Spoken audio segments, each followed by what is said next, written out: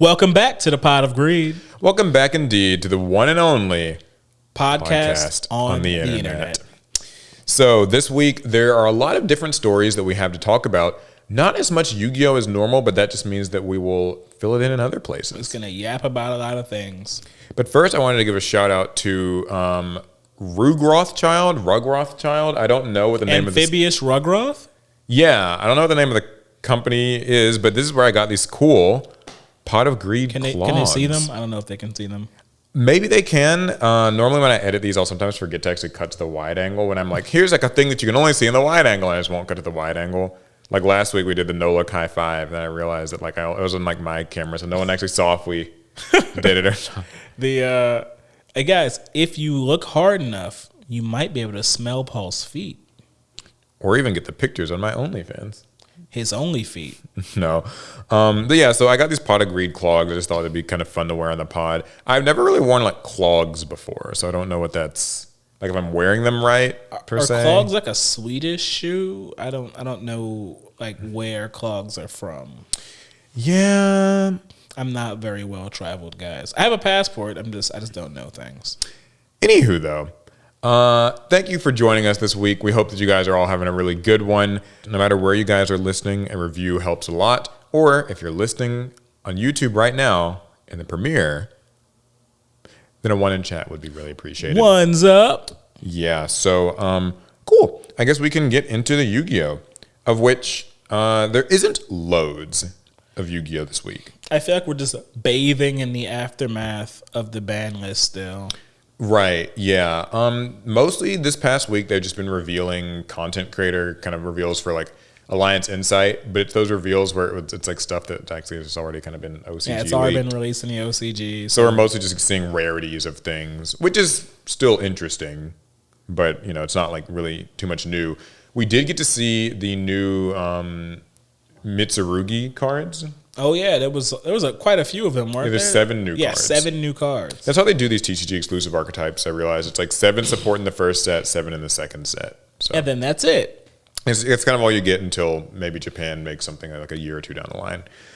Cool stuff, though. I think that a lot of people have high hopes for these Mitsurugi cards. They feel like they might actually be viable as a standalone deck. Did you ever build your Mitsurugi deck? I didn't. I have most of the cards, though. I just haven't really sleeved them up. I do want to play them. I have found that inadvertently in Yu-Gi-Oh! I have become a ritual player a little bit. Ew. I know, because I thought the same thing. I was like, gross, like, ew, who plays ritual monsters? You Necroz whore. Yeah, so that's the thing. I never played Necroz, which is, I guess most would say that's where the stigma for rituals comes from. The best ritual deck I guess Yu-Gi-Oh's ever had. Give or take Drytrons, if that counts, too. Ugh. But I never played Necroz. I never played Drytron, but starting with, I guess, around, like, Dogmatica was I was, like, playing the, you know, the weird, like the Dogmatica ritual stuff. Oh, yeah. Which deck sucks, but I love it to death. You can't say that when I've never beaten it. Yeah, well, it's like White Knight of Dogmatica and the other ones. Either way, yeah, those were fun. I played that for a good long while, and then I've been playing Voiceless Voice lately, and I just kind of wanted to play Mitsurugi. I don't know what it is, because truthfully, I think as a mechanic, ritual is always kind of just a step behind everything else. You have to have like ritual monsters. You have to have the ritual spell. But you never play the really weak ritual stuff. Like, where's your Nouvelles deck? Oh, yeah, that's true. I should build that. That might be fun. Oh, God, he might do it. And then I'll still lose to it. That's the crazy part. I mean, you say that. Maybe you should build one of those. You have beaten the very best I can throw at you more times than once. Yeah, but that's... Anyway. So, yeah, that's been most of the reveals. I might try to actually finish a Mitsurugi deck and see if I can do kind of well with it. But more importantly, there was a new product announced. There was? There was. The 2025 Megatins. Oh, right. We actually got to look at them already, too. Yeah, we did. It's kind of funny because they were basically revealed like right after the podcast aired last week. So it's kind of one of those cases where it sort of feels like old news. So here's what they're doing this year. These are, the 2025 Megatins, but now you can get either the Mega 10 or the change this year is they're doing the Mega Pack Bundle is what they're calling it. So first of all, here's how the tin itself looks. We got a nice little look. It's got characters, and then on the other kind of a mirror side, they have like their ace monster. Very retro, very DM. Yeah, although they do have other characters on the bottom, like you can see like Aster Phoenix, Jack Atlas. I didn't even see them. Who is this? Baryon Lord or something from Zexal. Picture's too small, can't tell. Yeah, and a few other characters. So it's just a bunch of, iconic anime characters you kind of know and love, along with their ace monsters, which I assume means that those are all going to be like cards that are in the set. Something that looked sort of neat with these tins, and I'm not sure if I'm seeing this right.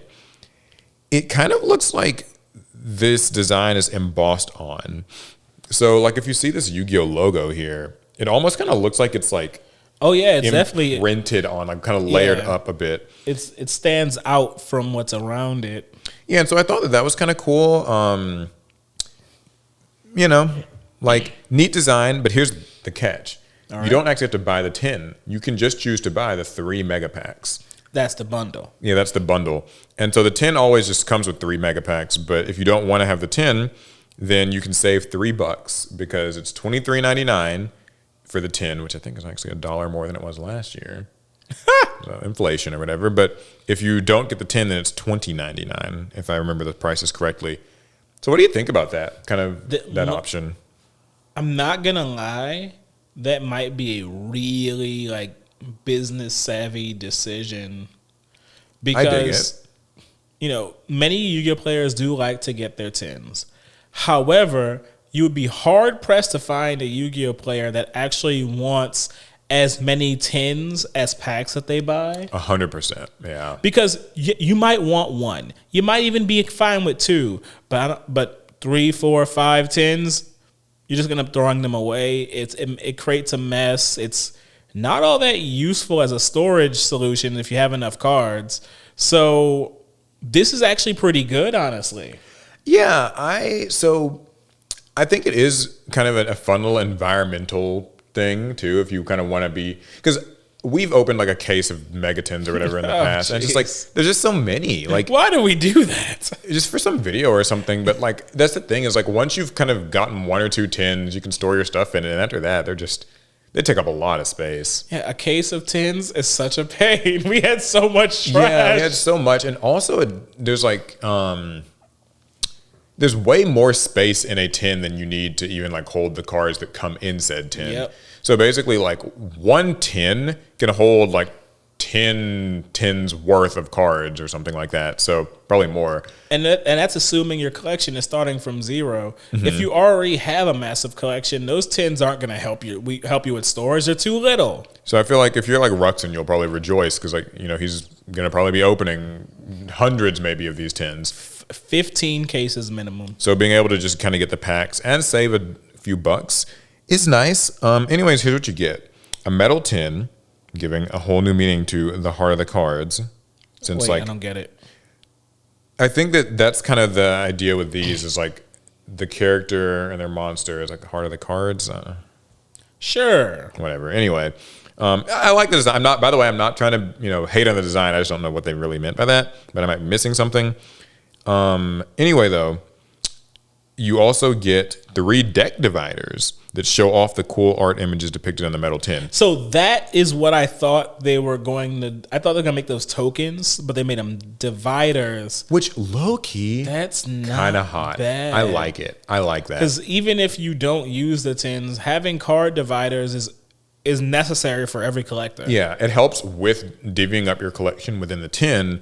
And also, I guess you could probably use these in your deck box, I assume. Yeah, as long as they're not like too small. I know that the tins aren't really a regular size. Yeah, they'll probably be like slightly larger than a card would be. Which should do the job. So that should be perfect.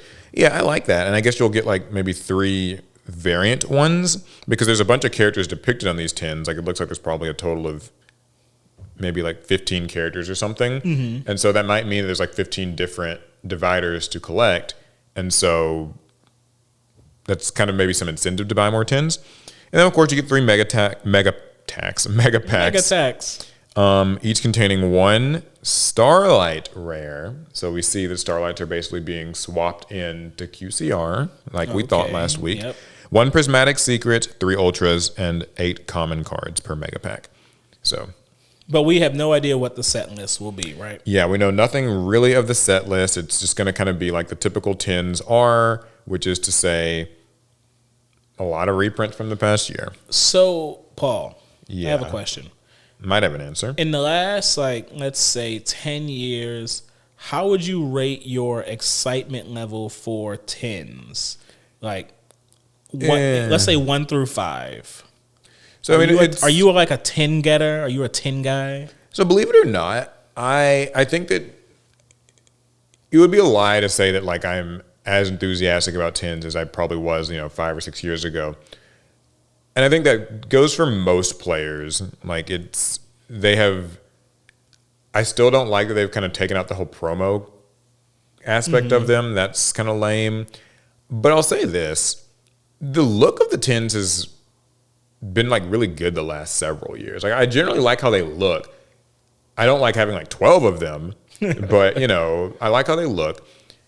If they do what they did last year, where it's like 400 card set, and then like also they follow it up with like a rarity collection that kind of just is a slap in the face of the card that were included in the tin. I hope they've learned that lesson from last year, because that just didn't go over well with people. Like, yeah, yeah, I don't know. I'll definitely be getting 1 or 2 of the tins just kind of for myself, but I'm not as excited about tins.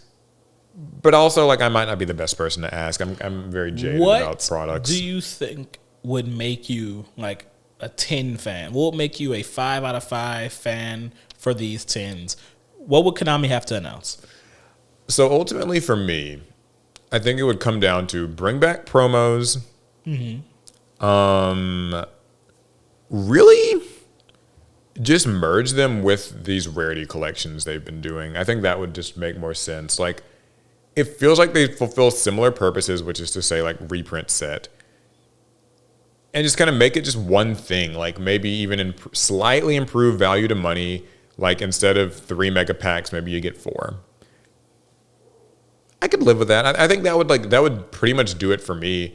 Is there something? What about you? Like, do you feel like there's a way that they could drastically improve these products?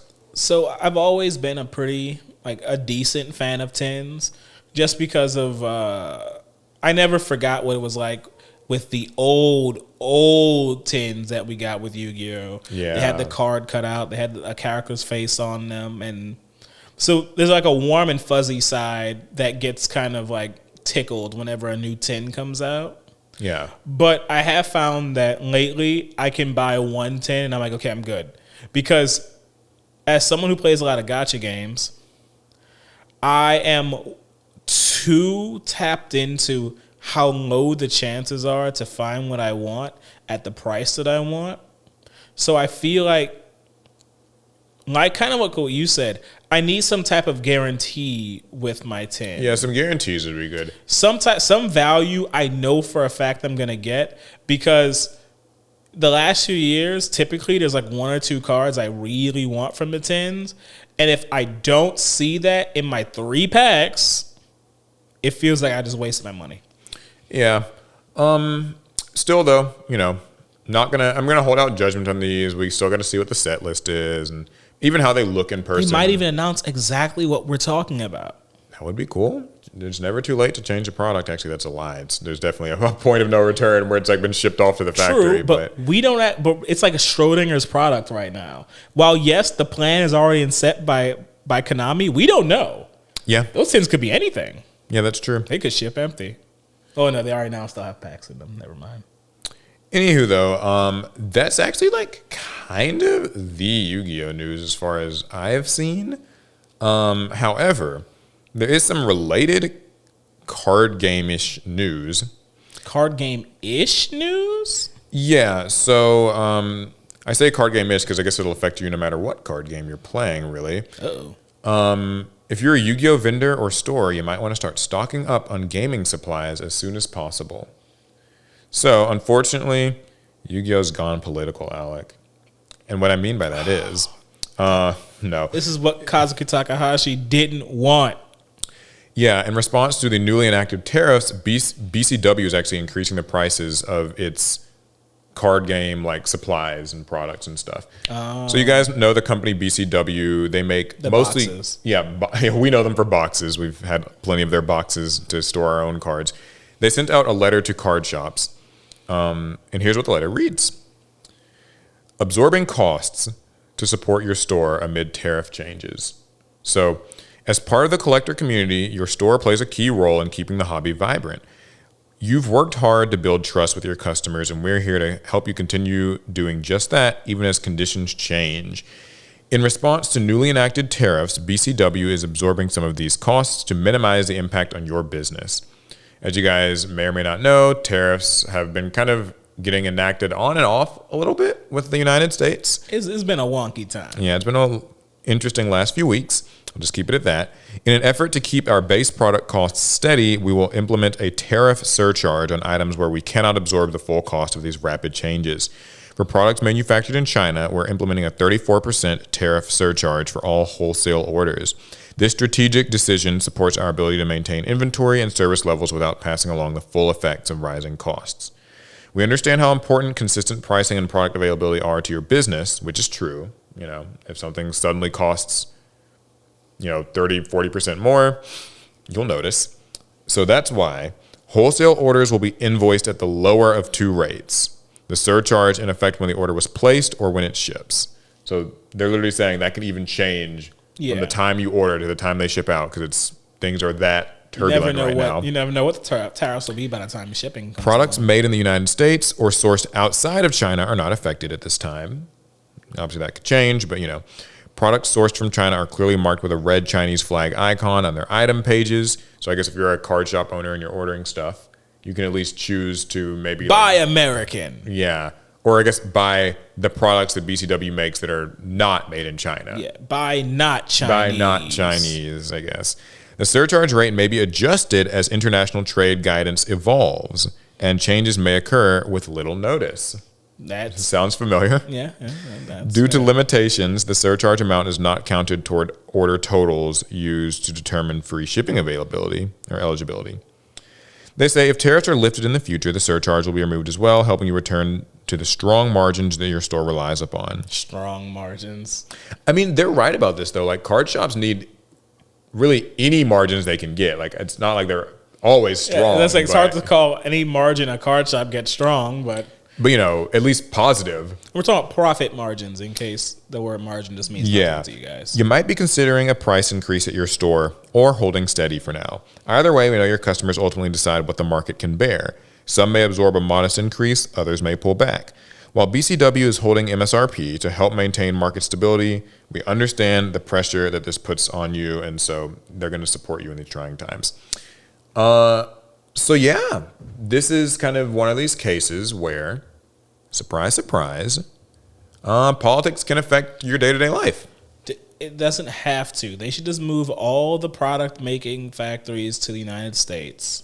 Yeah. Then everything will be cheap again, right? That's the simplest. If only it was that easy and it could just happen just like that. What do you mean? We need more manufacturing jobs. Yeah, so we're being a little cheeky here, but long story short, I mean, a lot of card game supplies is manufactured in China. That's really no secret.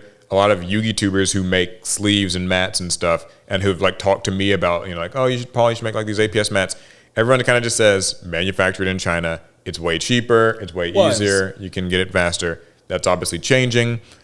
That will be interesting, especially since the custom TCG accessory market has boomed since the pandemic. COVID, yeah. And now a lot of people they're making their livings off of custom tokens, custom field centers, dice, deck boxes, a lot of which came from China. And so at least if you do a lot of business in the United States, that's going to cause a huge issue. Yeah, especially because, your favorite little YouTuber or kind of sleeve deck box bag company or whatever is a small business. They're already producing at far lower, quantities. So they don't necessarily even get to enjoy economies of scale. That's part of the reason why maybe your favorite Mana Moon deck box costs a lot, is because she's not making millions of these things. Or I say she, Mana Moon Art, the company. It's an entire But business. yeah, so that'll be interesting to see if there's kind of a resultant increase in prices, because this could also apply to, right now it's BCW, but the story doesn't end there. It doesn't? because also Japanime Games, that's the parent company of Player's Choice Sleeves, which is another fairly popular sleeve brand, has also announced rising prices coming. So let's read what they've got to say. In response to these tariffs, we've decided at Japanime that we must raise our prices in the near future to compensate for these huge increases in production expenses. We have not decided as of yet whether this will be in the form of a tariff surcharge or if we will be raising the retail prices directly, but these will go into effect at the end of April. This gives a little time for our distribution and retail partners to order products before pricing goes up, and also fans of our games and accessories. And it also gives us a chance to see if things bounce back to a more reasonable tariff before we increase prices. If the tariff situation returns to a more manageable situation soon, we will reevaluate the need for price increases. So, what does it mean to raise prices? They say, raising prices is not something that we want to do. We know that this price increase will affect everyone from the distributors to the retailers to the consumers. But in light of the increase, we are being forced to pay to bring new games and reprints of old games to the United States. We have to do something to make up these costs. As stated above, even though the prices in some of our new releases will be higher than what we advertised, backers will not be charged the difference. These prices will only affect games going forward in retail. So, I don't know what all Japanime Games makes, because it sounds like they do quite a bit. Yeah, but that's tariffs. Like it's gonna hit your hobbies. I'd like to take this moment to remind you guys, and some of you might learn for the first time. You can actually wash your sleeves. I know as card gamers, we're so used to the moment, like when our sleeves get dingy, we just toss them and re-sleeve. Or some people just keep them until they're black. I've seen that too. I've seen that, yeah. But you could actually wash your sleeves. Now, not every sleeve brand is made the same, but it's perfectly doable. And in these trying times where, re-sleeving is going to cost you maybe 30% more. Yeah, I mean, so like low-key, this is going to really hit card shops hard. I mean, like we talk about on this podcast a lot about like how card shops are small businesses, margins are slim, it's tough. And just like you see these general issues with like, shops kind of having to just find anything like table space is a valuable commodity. And like a lot of people will go into card shops and not really buy anything, but they still want to like sit and just use the table space. They want to sit, play, trade, and walk out without spending a thing. Yeah, but in a period like this, if you can support your card shop by just buying something, definitely consider it. But then again, if you're also dealing with raising like grocery prices, maybe you have fewer dollars to even contribute to your local game store. Yeah, so I guess it all just kind of goes to show politics can affect many things in your life. One thing There's no escape. Yeah, there's not really an easy way out of it. Now, one thing that's kind of interesting that I'm wondering when we'll see, because I've heard rumors about this, but nothing concrete, is if and when these tariffs will directly affect the games. Because right now, these two stories at least suggest that it's kind of more about like, these accessories that are made in, made in China oftentimes. I was thinking of Japanime Games. But the cards themselves are oftentimes not manufactured in China. Like I know that Yu-Gi-Oh cards for the TCG are manufactured in like factories that are based in the United States. So I think there's one in Texas and there's one in like one other state that does Yu-Gi-Oh. I don't remember which states. And I assume Magic's like probably the same way and stuff. But boy, is it a pain if you get OCG cards. Yeah, so that's going to be interesting. Like imagine, I heard a rumor that like Magic the Gathering boxes are going to be including like maybe 2 less packs or something, like in a sealed box. But I don't know if that's true. I could see Yu-Gi-Oh probably just going up a little in price. Like I think they'll probably, like if it did affect them, I could see them keeping the 24 packs per box structure and all that, but probably just upping MSRP again. Right now packs are $4.49, but like I could see $4.99, hopefully not much higher than that. God, a $5.49 like Yu-Gi-Oh pack, just gross. That does sound disgusting. But, I still say you should buy sealed. Maybe less sealed, but you still should buy sealed. Yeah, but, I think a little sealed doesn't hurt anybody. I'll say that much. So, yeah, that's BCW and I guess Player's Choice. We might see more announcements to come. I'd love to hear, for those of you listening at home, if you have noticed an increase at your own local card shops. It sounds like these are mostly going to be going into effect around the end of this month. So maybe we wouldn't see too many changes until then. And maybe ask your local store owners if they anticipate, like what's the situation with that, if they're willing to maybe share it with you. Yeah, and then ask them who they voted for. That's that bit of story. What's next? So, surprisingly, people are still committing crimes for Pokemon TCG cards. Are they? I could have never guessed. Who would have thought? So I got this one. So Cheyenne man accused of stealing $3,300 Pokemon card. Cheyenne? Cheyenne. I think that's in Wyoming. Okay. I think. So a 22-year-old Cheyenne man is facing felony charges after allegedly making off with a valuable Pokemon card. According to a booking sheet, police were called to the Loaf and Jug. Loaf and Jug? What is that? Yeah, the name of the shop. Must be the name of the shop, I guess. Loaf and Jug? Police say the victim told them he was at the gas station to sell a Pokemon card valued at $3,300 to an individual later identified as Justice Earl Geho. Geho? I don't know how you pronounce that. The victim said he handed the card to Geho, who then left in a car without paying for it. The victim then received a phone call saying Geho contacted Game Masters, I guess is a card shop, to then sell the card. Police say they attempted to contact Geho at Game Masters, but he never showed. So they tried to set up a little sting operation, but he was on to him. Yeah, it sounds kind of similar to the recent one we were talking about. But anyway. They also spoke with another business owner who told them he was familiar with Geho and gave them Geho's name. Geho was arrested at 2:55 p.m. after police located him in a parking lot outside of his apartment at West. Okay, I don't need to know exactly where he lives. He was searched and reportedly had a Ziploc baggie with methamphetamine, a vape pen with THC, and a glass pipe with residue on him. Oh, man. Geho had a life. Yeah, the Pokemon cards are the last of the concerns at this point. So Geho was taken to the Laramie County Detention Center without issue and was charged with felony theft, a crime punishable by up to 10 years in prison, up to a $10,000 fine, or both. I mean, I feel like that's a lot. But then again, I mean... Yeah. So, and he's also actually got other crimes on his record, like burglary and stuff. We need to get into his fairly extensive rap sheet. Yo, who was trying to sell this man a $3,300 card? Did it mention what card? I know most of the time these stories just kind of say like a Pokemon card, because I guess the people writing the story don't really give They a damn. They don't know. In fact, this article just has random graded card pictures, and these are clearly not the card in question. Yeah, first edition graded PSA Machamp. Like, yeah, okay. You can't trust these articles. But anyway, so yeah, I don't know what I can say that hasn't been said before. It just seems like it's a routine Pokemon. I know theft. what I want to say. What do you want to say? Yeah, maybe don't try and sell the extremely expensive Pokemon card to what was clearly a very shifty individual. Yeah. Honestly, so I have started there is like one new thought I've been developing maybe as we read these weekly Pokemon theft stories.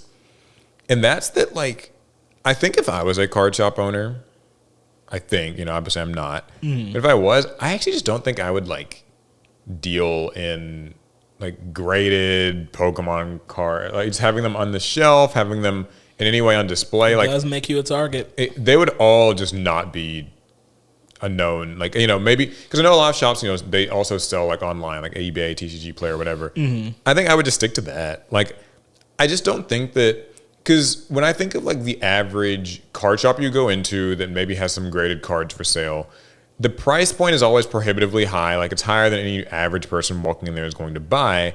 But the thing is, a card shop is not meant to really be like a high-end jewelry shopping experience where you see the watches and the whatever and the necklaces that you can't afford. It's supposed to be like a card shop where you can buy some sleeves for $10 or, a new pack or whatever, board game.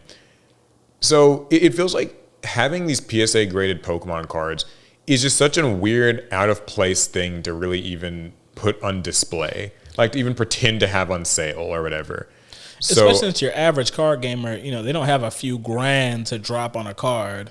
Not the average one. Some people do. And I know there's some of you rich people listening who are just like, yeah, I would buy that $3,000 card just like that. Only $3,300? Light work. Get real. But no, I just don't think I would even have those around. Like, I just don't think I would want to have them be visible in any way in my card shop. I mean, given the fact how crazy people can act behind these Pokemon cards, I do agree. You probably should not just have them on display. I would even go as far as to say maybe you should not even buy Pokemon cards from your community. If someone pulls something expensive, say cool, and you let them walk out the door, because yeah, you might be able to flip that card for more money, but everyone's gonna know you have this like expensive like Mew or Dawn or Cynthia card. If there are any card shop like owners or maybe I guess workers or whatever and who listen, who would like to maybe chime in a bit, like, is buying and selling Pokemon singles like that a profitable? I mean, I guess it's profitable. It's likely obviously profitable, but is it? I don't even know what I'm asking. It's probably not the safest thing you can do. I mean, there's a reason why, jewelry stores are not typically just found on every corner of every street everywhere. There's a reason why a lot of times they're in malls where there's usually a few levels of security to get to the items. Card shops they don't appear to be like luxury stores. But if they you often deal just don't have the they don't have the security. They don't. Yeah. I say, and if you deal in Pokemon singles, that's kind of a luxury good at this point, which means you need to have luxury good security. Yeah. So that's your weekly Pokemon theft, I guess. Yeah. Always good to hear it. Don't sell to a guy who clearly does meth. Okay, so I've got a quick one. A couple of quick, interesting stories from two different Bandai games. Okay. So the first is for Union Arena, which they kind of put out this little letter. This is from Akari Fujimoto, the producer of Union Arena, English version. And I'm not going to read the whole thing because I don't play Union Arena. This is kind of more of just a news update for people who do, which I guess they would have already heard about this, but maybe if you were just interested. They have the long-awaited details for the North America Championship. So this is something that I guess they did not actually have up until now, since Union Arena is fairly new. It's very new. We prepared a roadmap showing how you can enjoy Union Arena in a more competitive environment. And they kind of just talk about how the Union Arena Championship is going to be beginning this August. You can sharpen your skills by playing with friends and rivals at shops and large-scale events. They're preparing special championship prizing featuring exclusive designs and items only available in North America, and that they're also going to be having side events at regionals. So, I just thought this was kind of interesting. One other interesting thing that they included in here is that they say they've actually been actively making adjustments to the game specifically for North America. So, for example, in titles like Bleach, some cards were intentionally left out of the English version in order to maintain a healthy gameplay environment. These decisions are made so that all players can enjoy a fair and balanced experience. And in the future, as more products are released and the environment evolves, we're considering ways to introduce these previously unreleased cards through special opportunities. So starting with the Black Clover starter deck on May 30th, they're going to be including the Promotion Rare Pack, which has already been introduced in Japan. So it's going to contain 4 rare cards from 2 colors that are different from the color in the starter deck. One of the 4 will be an alt-art design. I thought that was kind of interesting because it's sort of like it's like, imagine if Yu-Gi-Oh! Literally was just like, yeah, this new card coming in Alliance Insight was kind of broken in Japan, so we're just not including it in the set in America. Oh, we'd right. Yu-Gi-Oh! Players can't handle that. That's too much. Yeah, I think players would not be pleased to hear that if that was true. We want to play with the broken toys the same way as Japanese. Now, will we yell and bitch about how you should have banned this preemptively? Yes. But by not releasing it at all, I think that's arguably worse. Yeah, I mean, I think people kind of probably do just want to have access to all the toys. Like you said, we want all the crazy toys, the fun stuff. Even if it is to ultimately get banned, it's still... Yeah. There's a reason why every card that catches an early ban, people still play them for like the 1 or 2 weeks it's legal for. Because there's this kind of like power fantasy that at play when it comes to card games. I remember... what card was it? Well, it wasn't 6 cents. 6 Cents was one of those I where like think it it wasn't was legal 6 for cents. super long, but It had- everybody played it. Yeah, it while was legal for a short time, but I remember the Sylvan players were going crazy. Yeah, I remember that period of time. So I thought that was kind of cool. If you're a Union Arena player, obviously it sounds like they're going to be like kind of ramping up this competitive scene, and that's cool. Something else that's sort of related that I saw is that the Gundam card game, first of all, has made some changes from Edition Beta that they've announced. Okay. So you might remember that Gundam Edition Beta, that's actually something that we got to try out. We were invited to take an early look at some of the cards. Here's some of the changes that they've made to the designs of cards. The AP and HP text has been recolored. So where actually is that on this card? It's like down bottom here. right. Yeah, okay. So they've made it white instead of blue, so it's like a little bit easier to see in the new versions of cards. The link condition text has been added. So I guess I can't really tell because it's like a Japanese card. It's in Japanese, so yeah, I can't really. But it seems as though they've basically maybe changed how they word. Yeah, I think it's to be clear on what cards can link, if I had to guess. And in my opinion, the best change, text size increased for readability. Thank you, Jesus. Yeah. Woo! Guys, you don't understand. When we were at the event in Houston opening these cards for the first time, it was really exciting.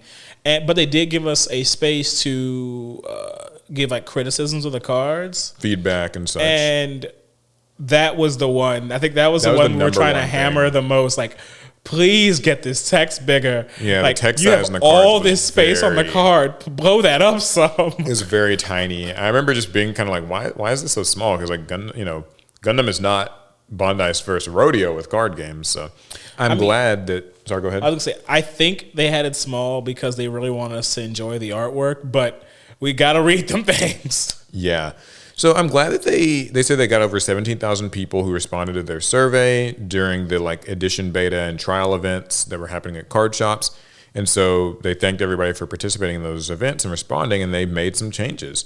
So this is good because this kind of reminded me of how, we saw that League of Legends with its card game had also taken a lot of viewer like feedback and gotten rid of those really ugly, tacky white borders that there were on the original kind of alpha editions of the cards. So it's just cool to see these companies, making tangible changes to card designs. There is one change that they didn't make but I really wish they had. Okay. I've bumped into this a couple times now playing the beta edition of the Gundam card game. If you are colorblind, you cannot tell what color your cards are.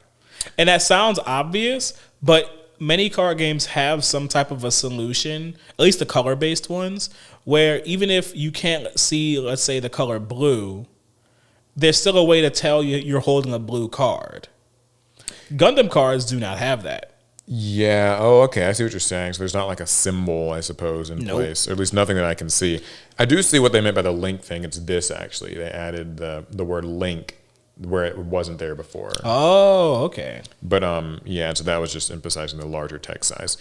Yeah, that's interesting that you note that. I haven't looked too closely at a Gundam card, like I guess an English one, so I can't be sure. But yeah, I guess they don't say like red, blue, like they just are red and blue. Because I keep bumping into colorblind card game players, and I'm trying to teach them the Gundam card game, and they literally don't know, because like there's a whole rule about you can only play like 2 colors in your deck, and they're like they literally cannot tell the color of these cards, and the cards are not in a hurry to tell them, and yeah, I mean, I guess when you think about it, like for games like Magic, the lands or whatever, or mana are also just have an associated thing. They have a name, they have a symbol. So I know Digimon actually added a little kind of, not a true color wheel, but kind of a wheel so that you can tell which color your card is, even if you can't quite see the color.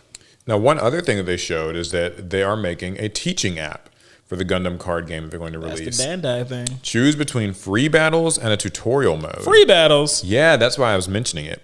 Because I know that they've made a tutorial app for like Digimon and stuff already. Digimon, Dragon Ball, Union Arena has one too, I believe. Master the rules before a Gundam card game comes out, because this is going to actually be, I guess, released before the game itself is physically. Which is smart. We plan to release both an app and a browser version. So I guess you can play it on your phone or also just kind of open it up on Google Chrome or Edge or whatever, Opera, Safari. The release date will be announced later, so stay tuned. There also is a little short trailer that they show. But this is actually really cool. When they say free battle, that's not like against people, right? It sounds like free battle suggests that Because you maybe can play against other people. That'd be interesting. That's going to be interesting. That feels so cool and competitive out the gate. These, I'm telling you, man, these new card games are they're coming out the gate swinging. All these new card games I'm noticing, they have their 4-player mode, their little commander equivalent, right? They have their 2v2 team battle mode. And I like the effects. Yeah, it actually looks pretty good. And now it's they have their digital sim from not just day one, but technically probably before it. Which this is not, if they're going to have a proper digital sim, this is not the sim itself. This will be kind of a beginning of a sim. Something to get you into playing the game, something to tide you over while we wait these months until the game's official release. Though we're closer now than we were before. I still think it's crazy how much time has to pass from the beta edition releasing to the official release of the Gundam TCG. That is incredible. I guess it has given them time though to get all that feedback. And True. Because they would have had to print a lot of these cards for the beta edition, and now they're having to reprint all the same stuff plus new cards with the larger text and with the new symbols and iconography and stuff. So, a part of me is hoping that in the next few weeks they announce reprints of all of the.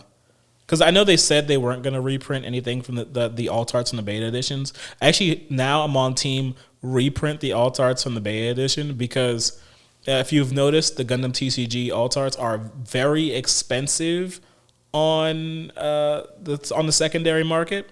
Yeah. And I think it would be hilarious if they were just oh, we lied, we were printing it all. And I do wonder how that would go. Because those, I guess having beta cards will just be a thing that is just an exclusive thing that you'll just have forever. Because they will always have that slightly smaller tech.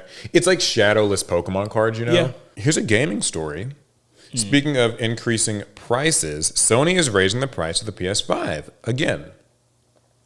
So the PlayStation 5 Digital Edition is getting a bit of a bump, although not in the United States. Oh, okay. Yeah, so the price of a PS5 is going up again in some territories. Sony Interactive Entertainment announced Sunday on its PlayStation blog. These price increases went into effect on Monday and affect customers in Europe, the UK, Australia, and New Zealand. In Europe, the price of the PS5 Digital Edition, these are all affect the Digital Edition, is now 499 euros. That's I'm hoping I'm reading this currency right. That's a 50 euro increase. And now it's $100 more than the PS5 Digital Edition's launch price because it already launched at 400, increased to 450, and is now increasing again to 499. So for 500. Also, the UK is getting a pricier PS5 Digital Edition as well. It's now £429. God, I feel so culturally ignorant. That's an extra 40 compared to what the console cost last week, and 70 more than its original price, which was 359. And also that's happening in Australia and New Zealand. Both the PS5 Digital Edition and the Standard Edition that has a Blu-ray disc drive are getting price increases. So basically, the PS5 is just kind of getting more expensive in a lot of these places. Why? Well, here's what Sony says. Sony blamed, quote, a backdrop of a challenging economic environment, including high inflation and fluctuating exchange rates. That's what they said in a statement that was attributed to Isabel Tomatis, the vice president of global marketing at Sony Interactive Entertainment. So global economy is kind of crazy. It's inflation and just a challenging environment, and so that's why they're having to increase the price. But only in the EU. That's interesting.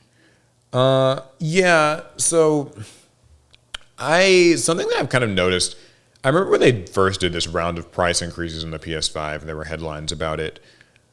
And I was always like, man, that really sucks if you're in those territories because, the price goes up. But I've noticed that they never increase the price in the United States. And I have a hunch that it's like because so many sales come from the United States that like we would be, I guess, maybe more price averse. Like you don't want to raise, like maybe you can cut your losses and stuff in a territory that gets less sales. Mm-hmm. But in like, your really big haymaker market, you really maybe want to keep the PS5 price from increasing at all costs unless, you just truly have no other choice. Because I don't think that we've gotten a price increase, and they've gotten 2 of them. And that can't be, you know what I mean? Like that's not a coincidence, right? That can't be a coincidence that like there have been 2 price increases for these other countries, and we just got none of them. So I think that they're just probably soaking up a benefit that maybe we're enjoying in like North America or something like that. I'm not really sure. Yeah, because I mean it's so weird because we're at what we've been told is the tail end of the PlayStation 5's lifespan, and yet in some places they're more expensive than at launch. If you're a viewer who's listening, does this like change your perception of like value? Like, because I think that for some people, I guess what I'm getting at really is a PS5 is a PS5 is a PS5. Like they're going to kind of get it either way. Yeah. But I want to know who is more price averse and like who isn't, because we've been talking about like the Switch 2 price so much for the past couple of weeks. Like that's been a big part of the conversation is like, is it worth it? Some people are saying like $449 is kind of just a natural price for it to be given the state of things. Like that's sort of normal and you should expect it. Maybe the games are too high, but the console space price is fine. I'm interested in hearing what people have to say. I got a question for Premier Gang. Put ones in chat if you are poor. And this will affect you. Put 2 if you don't care. You can buy it either way because you got pockets that are deep. And you can put 3 if you're poor and you're gonna get it anyway, and you really shouldn't. But a PS5 is a PS5. Yeah. Also, I was wrong when I mentioned North America. Actually, Canada and Mexico did have the price increase back in 2022. Okay. We just never got a price increase in the United States. So. I wish I understood global economics where I could just tell you guys exactly why like these specific countries at these times got the price increases. If the last like couple months have taught me anything, is I don't know anything about how global economics works. So here's something that I have found to be like a kind of scary truth that like as I've been doing a little bit of research into the whole like this games pricing thing with like the Mario Kart Switch 2 stuff. Coming from just an ignoramus over here, ignoramus. I'm not your economics professor, okay? I'm just saying some stuff that I've like generally read. Oh, I miss my which economics is professor. That we had a good econ professor. He was great. So apparently, if what I've read is kind of to be believed, we're actually like lucking out quite a bit on just how affordable like games and game consoles have relatively managed to stay. Mm-hmm. Because from what I've heard, like really based on not just inflation, but also like costs of development and stuff, a lot of games companies have been taking some serious losses to keep the standard price of games at like $60 for as long as they did. And even like at $70, it's still, you know what I mean? And that sucks to say because like whenever we hear about the idea of like, games went up in price again this generation, like it sucks. But apparently really like some economists say that it's like a shock that games don't cost like 100, 110 like per game. And we already knew that with game consoles, those are kind of a razor and blade model. They're sold at a loss. That's pretty much how all game consoles work. They sell them at a loss, and they make the profits back in you buying games. So if the games are being, like, but the games are also higher, it gets a little harder to even get those. Profits have to come from somewhere. So yeah, I mean, I'm not saying that to like try to change anyone's mind or justify a price increase in a console, but just that like apparently it sounds like Sony basically really was kind of cutting it slim with the margins on the PS5. Is what I'm hearing from this story. Really, is like. In these other countries, it just wasn't. Maybe game sales aren't high enough to make up the loss they're taking on the PlayStation 5s. Yeah, so they just had to kind of comp it somewhere. I can see that. I can see that. But, you might even argue that we've never really paid for $60 games. if every game has like at least 2 rounds of DLC that's worth like $30 a pop, we've always been paying for like $120 games. I guess that's probably why the live service game is more attractive to a company, is that you don't have to make, is the ideal being that you're buying your battle pass every other month and you're buying your cosmetics and stuff. I don't want to know how much I spend in Fortnite. Yeah. That number must be terrifying. And that's why, the skins are all $20 and stuff, is because basically like they can lifetime squeeze a lot more out of one consumer. Maybe let's say on average $150, $200 per Fortnite player. Really, I got that more. little Fortnite subscription like years ago. Oh wait, is there a subscription? And it's been running. Wait, what is the Fortnite subscription? I've never heard of this. Typically with these freemium games, you have to buy the battle pass, right? And you do some currency conversions, yada yada yada. Well, Fortnite has a subscription in Fortnite Crew where you pay a set amount, and you just get all the battle passes. And you get all this like stuff. How much is that? I have no idea. When I tell you, I bought that I got it so long ago, and What's it called? It's called Fortnite Crew. Okay. And I only remember when they email me, your Fortnite Crew rewards are available, and I'm like, oh, I still have this. Why do I still have this? Okay, Fortnite Crew is the best way to experience Fortnite. For $11.99 a month, you get 1,000 V-Bucks and special items monthly, plus full access to passes. Interesting. So you've been paying basically $12 a month.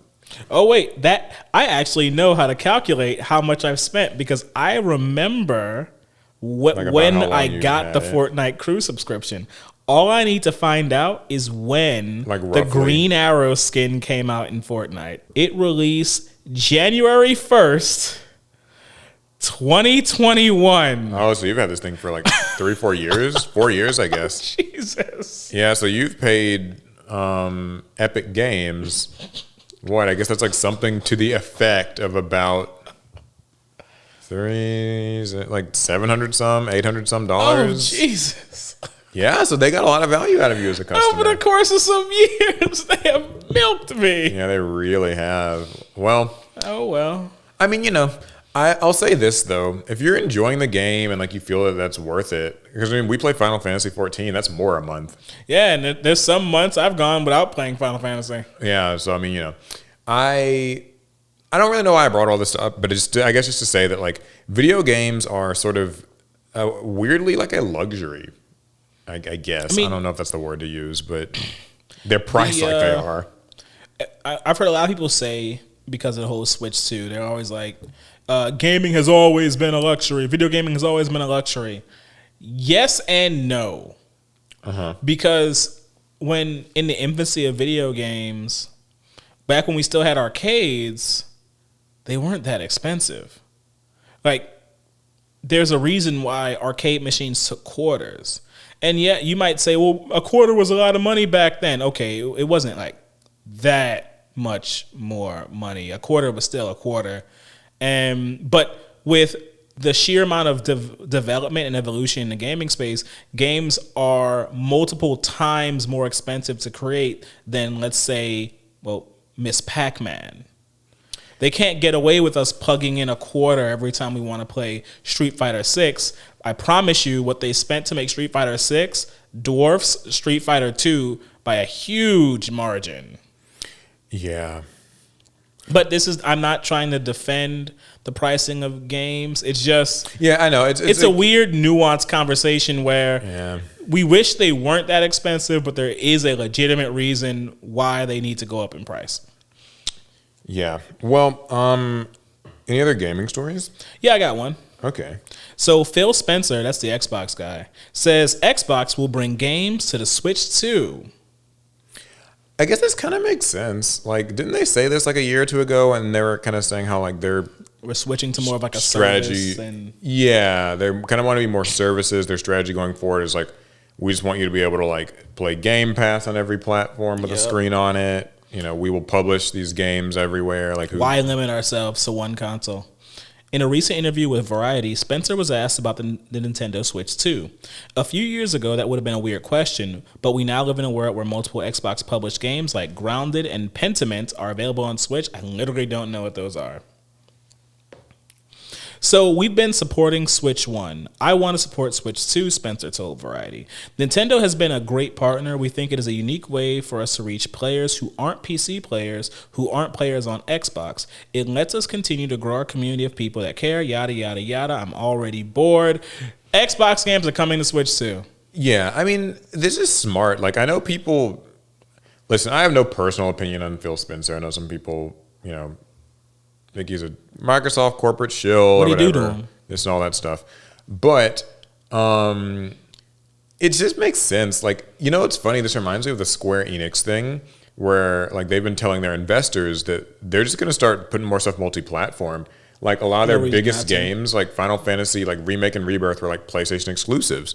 But now that's not the case. Like, they're like, we're releasing more of this stuff on PC. We're going to be, they're already doing, like, Remake on the Switch 2. Yep. Like, I assume that probably part 3 of that game is just going to be across all consoles, or like, on PlayStation and Xbox anyway, because they're realizing that like console exclusivity just isn't really cutting it. Like the games that are making the most, Fortnite, right? Like those games are just available on everything. You can play Fortnite on your toaster, really.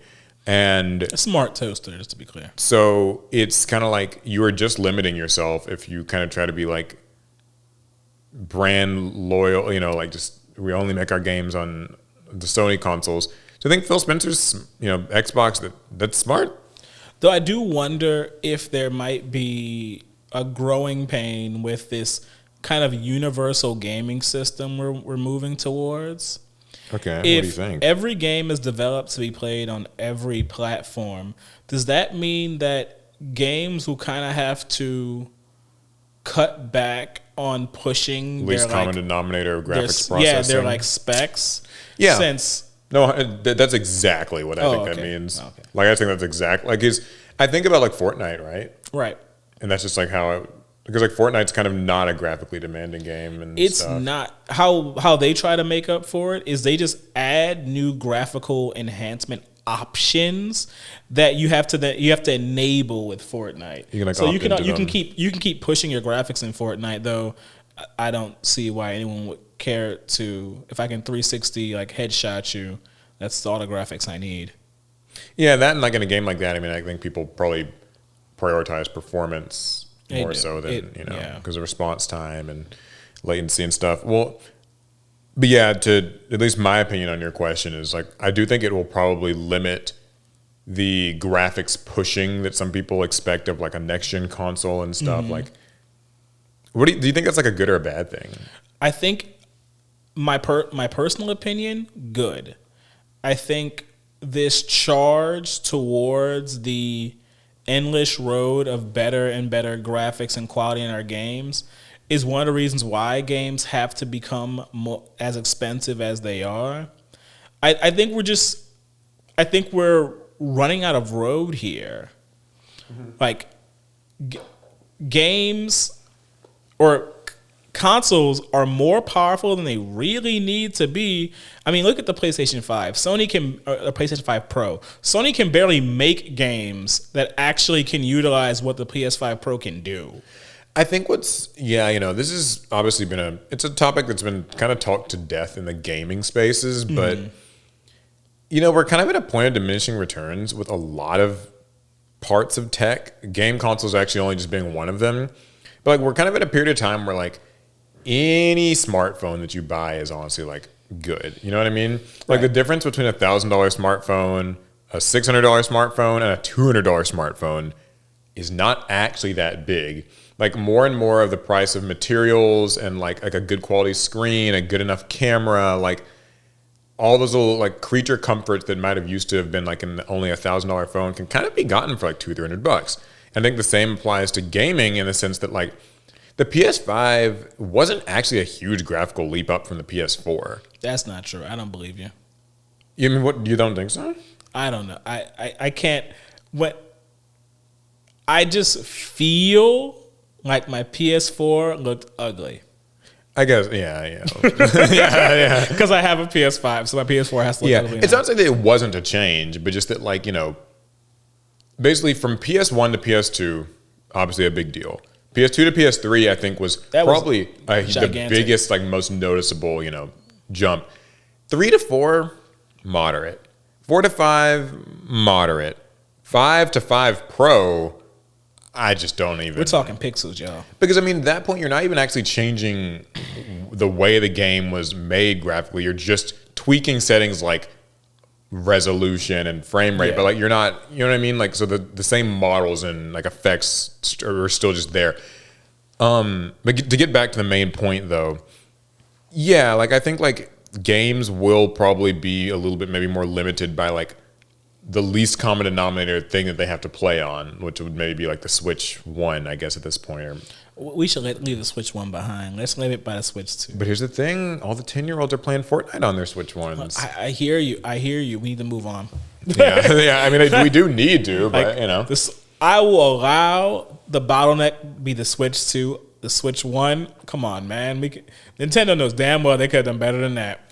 I think also, though, that maybe that means that there could be more emphasis placed on the game being fun as opposed to the game looking good. Because this isn't like a knock against all AAA games, but there is a sentiment that like these companies will spend so much in making this cinematic experience, these hyper, photorealistic graphics, all in service of a game that actually doesn't offer you all that much to do or like isn't really all that fun. Right. So, and there's some games that like tick all the boxes, right? Like they're fun and they look good and everyone's happy, but I'm not the most like graphically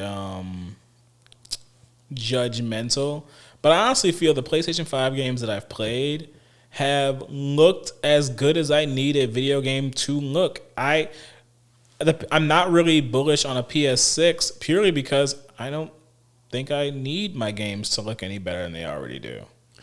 Yeah, I sometimes wonder, just broadly speaking, if like I'm sure we'll get a PS6, but I wonder if that's like going to be like the last one. Like just with the way that like games are kind of going. Last anything for consoles, right? Because consoles have always been, from all of our lifetimes, basically, consoles have always moved forward.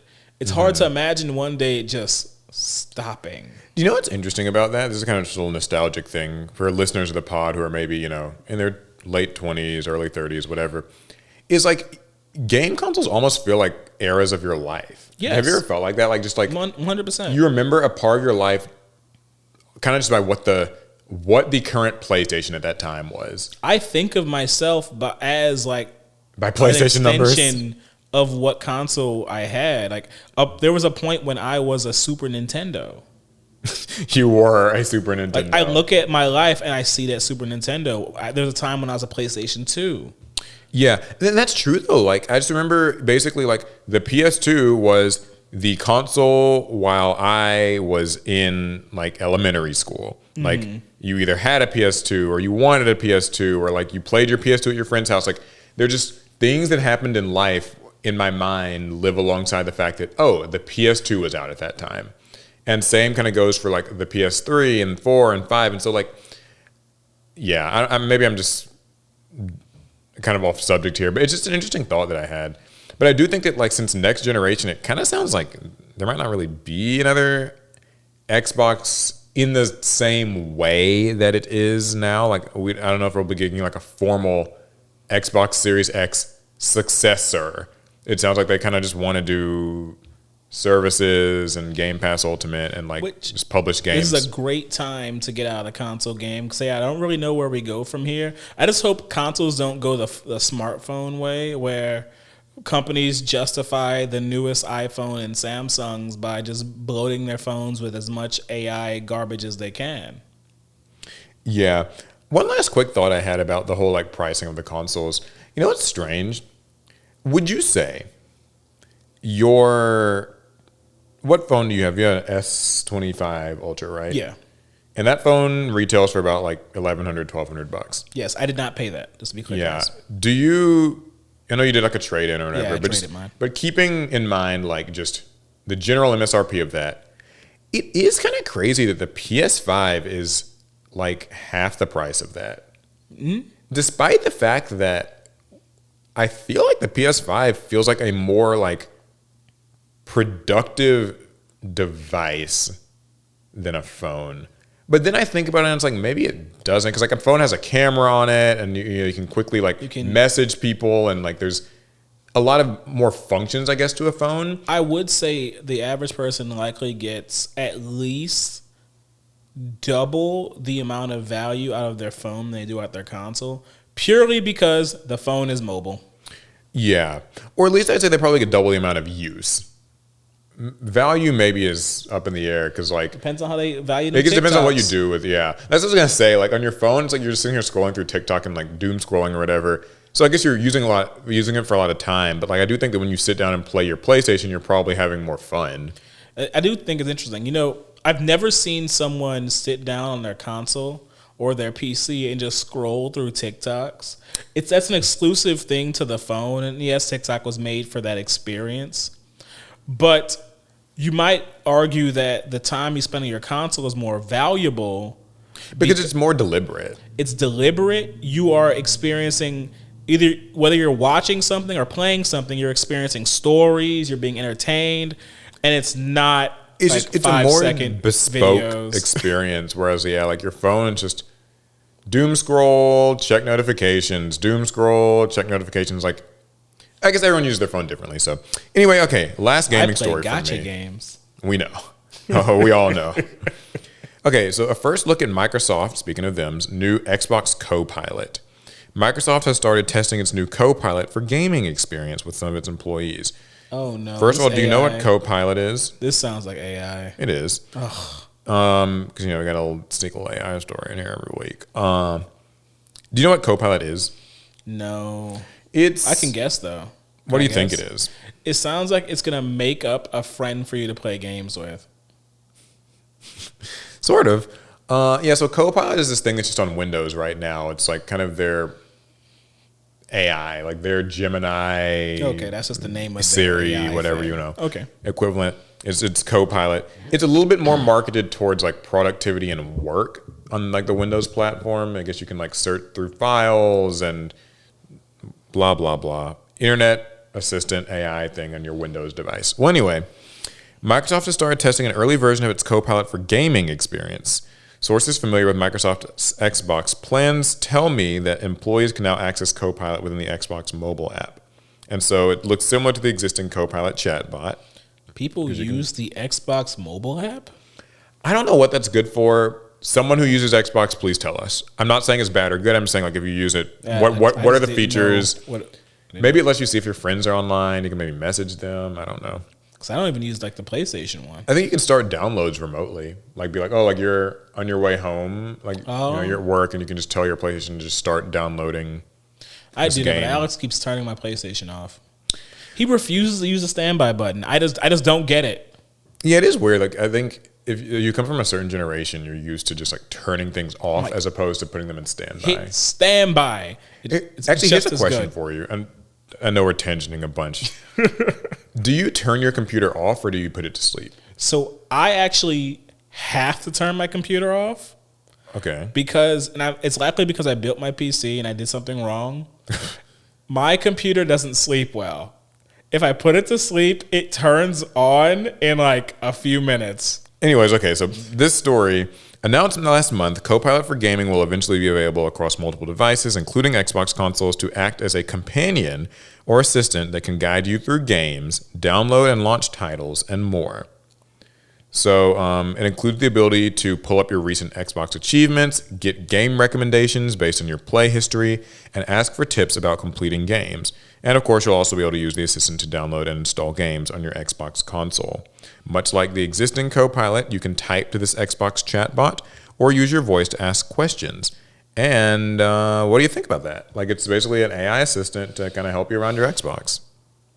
I mean, you know how I feel about the vast majority of AI things. I know. But for let's say like you are the solo young gamer, maybe you're like 12, maybe you're 11. You game, you're an only child or you don't have many friends to like play your games with. There's real merit in having something readily available to you to like help you through Guide your your gaming experience. Because I always see like kids, they never just game normal. At least that's how I'm old. I call it gaming normal. Them kids don't game normal so no more. when I say gaming normal, is like maybe you're on your handheld or you're playing your PlayStation, but that's the only thing you're doing. I see a lot of kids, they're that gaming, multitasking thing, and then they have like the phone with like YouTube or something next to them as they're looking through for guides and things while they're playing. I don't game like that, but I'm also old and no one cares anymore. But I could see if that were just integrated into the experience they're already having, that would just be convenient for them. Yeah, you know what? Like low key, I was sitting here reading this because I remember when I kind of heard about them starting this a few months back. This does not piss me off as much as I thought it would.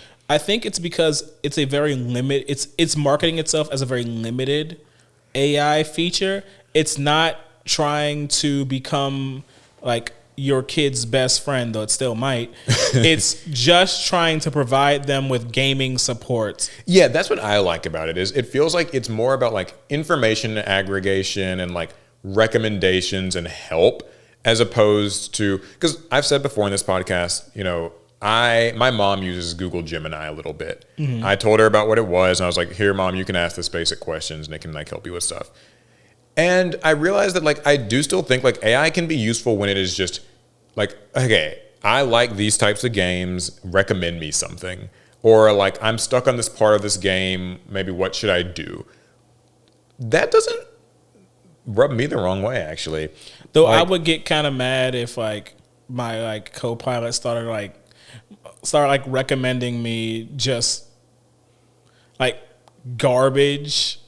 I do want, you have to wonder, like, will it be kind of just influenced to, it'll just always recommend you the $69.99 new game, or is it actually based on your tastes and preferences? Because I play a lot of gacha games, and so my algorithms, at least my ad algorithms, feed me every single gacha game ad they can possibly find, no matter how garbage the game actually is. They feed them to me constantly, and so I'd be really annoyed if I was using this Copilot feature and it's like, hey, do you want to play Goddess Run? And it's like, no, I don't. Oh my god, I've seen the ad for that fucking game. I've seen too many ads for that damn game. Anyway, you can also pick between a variety of voices: energetic, wise, chill. Which one sounds like Scarlett Johansson? Or heroic? I don't know. Probably the heroic one. Yeah, I guess so, heroic. And Microsoft is also working on Copilot characters that will be animated versions. I know. I knew that'd get you. We were so close. This isn't present in the Xbox version yet. So close, and now I'm critical of it again. So, it seems cool. Some of this honestly just sounds like functionality that was already probably in the Xbox mobile app, like kind of just being able to tell the AI to remotely download something. Like that seems like that was probably already a feature, but I guess now it's meant to feel more seamless. A lot of these AI features just seem to be voice activation of features that you already had. That's kind of what I think too. So maybe they're just using, I think that they might just be trying to like bundle it all into the Copilot branding. Right. Because really it's like, I use Google Assistant, but now Google Assistant is becoming like Gemini, and they're kind of, getting rid of it and sunsetting the thing. But like when I tell it to do something with the lights or something with, turn on this or play this thing, it's just doing the same functionality it always did, but now it's like branded under Gemini, which is branded as an AI, but like The only assistant I have is me. So, if I'm going to turn my lights on, I go walk up to the switch and I do it myself. So, I don't know. I'm just a self-made man. It's a hard-working, manly man. No AI anywhere in your life at all whatsoever. So, I thought that was a cool feature. I don't hate it. I mean, if it can help kids kind of just through their gaming experience. It was saying it can even help you with like games like Overwatch or Minecraft. Like, can you just give you tips on like literally, like, here's how you maybe aim better. So, no. Okay, so if you're playing like a shooter, right? Shooters are fast paced. Getting real time actionable information could be game breaking, but also really handy. That could be It could be kind of like having a coach in the game with you. Yeah, that's what I was thinking. It's like, imagine like it's almost like a coach. It's like, hey, like get undercover, or like shoot faster, or like shoot. You need to be like aiming a little higher up, or like just, and it tells you like as you're playing, so you can kind of quickly make those adjustments. Imagine that in fighting games. Like literally, your neutral sucks. Oh my! Oh no! You need to like my mental stack would be way too overloaded. But they'll just tell you things like you like slow down the pace, or you know what I mean? Like just kind of imagine things like that. Like That'd be fun. He's jumped in on you 7 times. When the fuck are you gonna uppercut? Yeah, you need to start. I know how to anti-air. I can do it. It starts pointing out opponents' habits. That'd be funny. Wow. Or it points out when your inputs are too slow. But that could be really useful. So anyway, yeah, thought the Xbox Copilot thing was kind of neat. Got any more stories? Yeah, I have an AI thing. Oh, so you have one too? Yeah, but this one scares me. Okay.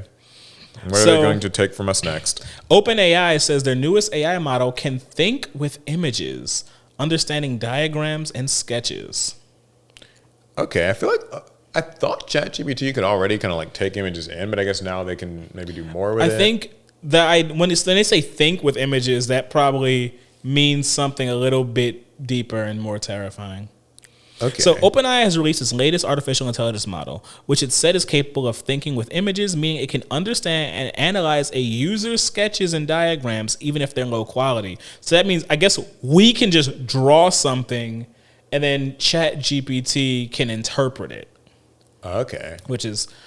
That's a level that I didn't want out of my AI. But it says the new reasoning model from OpenAI is called O3, and the company simultaneously released a smaller model dubbed O4 Mini. The rollout follows the September debut of OpenAI's first reasoning model, O1. With O3, users can upload whiteboards, sketches, and other images and have the AI analyze and discuss them. The models can also rotate, zoom, and use other image editing tools. Just offhand, that does sound fairly useful for like engineering or any type of like architecture, something that's like sketch based. Turning a sketch into a well thought out idea. Yeah. You know what I also think it could be useful for? What's that? I have 2 points on this. So the first one is just that it sounds like it could be kind of useful for like just like note taking in class. Like I guess it might kind of make you lazier, but like I imagine being in a college lecture, you know, the professor is written all over the whiteboard, and by the end of class, there's just a bunch of stuff on the whiteboard, and so you just snap a picture with your phone and like dump it in ChatGPT, and then be like, synthesize this, like explain this, make sense of this, make sense of this, make notes for me. So that's like a neat use case. Because I know how many of you guys have gone to college. I know some of you have. Some of those classes, the professors move so quickly through lectures, it becomes more efficient to just take a picture of the notes on the board and just rather than try and like keep up with them with your pencil, because there's only so much you can do in that regard. Been there.